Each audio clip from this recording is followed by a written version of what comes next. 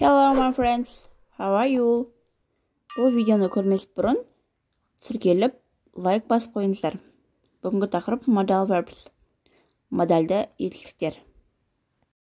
Can бір нәрсені істей алу, қабілетті болу. Өткен шақта cold. May рұқсат сұрағанда, рұқсат бергенде қолданылады. Өткен шақта might, must бір нәрсені істеуге тиіс болу. Өткен шақта had to,